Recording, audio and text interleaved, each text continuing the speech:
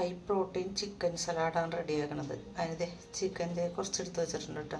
വറ്റൽമുളക് ക്രഷ് ചെയ്തത്, കുരുമുളക് പൊടി, പാകത്തിന് ഉപ്പ്, നല്ലോണം ഒന്ന് മിക്സ് ചെയ്തെടുക്കാം. പകുതി സവാള, ഒരു ചെറിയ ക്യാരറ്റ്, ഒരു ചെറിയ കുക്കമ്പർ, കുറച്ച് കടല വേവിച്ചത്, ഒരു ചെറിയ തക്കാളി, 2 മുട്ടയുടെ വെള്ള മാത്രം, പിന്നെ ബ്രൊക്കോളി, പിന്നെ ഞാൻ എടുത്തങ്ങനെ ഗ്രീക്ക് യോഗോട്ട് കേട്ടോ. അത് നമുക്ക് മിക്സിയുടെ ജാറിലിട്ട് കൊടുക്കാം. മുട്ട പുഴുങ്ങിയതിൻ്റെ വെള്ള മാത്രം അതും ഇട്ട് കൊടുക്കാം. വറ്റൽമുളക് ക്രഷ് ചെയ്തത്, കുരുമുളക്, ഉപ്പ്. ഇതൊന്ന് അരച്ചെടുത്തിട്ട് മാറ്റി വെക്കാം. ഞാനിത് അരച്ചു കൊടുക്കുന്നപ്പോഴാണ് ഓർത്തേട്ടാ ഒരു വെളുത്തുള്ളി ഇടണം, അത് മറന്നുപോയി. അപ്പോൾ ഞാൻ ചതച്ചത് കുറച്ചിട്ട് കൊടുക്കുകയാണ്. നമുക്കിത് മാറ്റി വെക്കാം. ഗ്യാസ് കത്തിച്ചിട്ട് ഒരു പാൻ വെച്ച് കൊടുത്തിട്ടുണ്ട്. കുറച്ച് ബട്ടർ ഇട്ട് കൊടുക്കേണ്ട. ഈ ചിക്കൻ ഇട്ട് കൊടുക്കാം. ഈ ബട്ടറിലൊന്ന് ചിക്കൻ വേവിച്ചെടുക്കാം. നമുക്ക് മൂടി വെക്കാം. ചിക്കനൊക്കെ വെന്ത് വന്നിട്ടുണ്ട് കേട്ടോ. ഇതിലേക്ക് എടുത്ത് വെച്ച സവാള ഇട്ട് കൊടുക്കാം.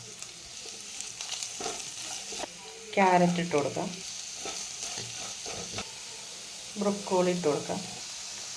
അതിൻ്റെ ഒപ്പം തന്നെ തക്കാളി ഇട്ട് കൊടുത്തിട്ടുണ്ട്, കടല ഇട്ട് കൊടുത്തിട്ടുണ്ട്.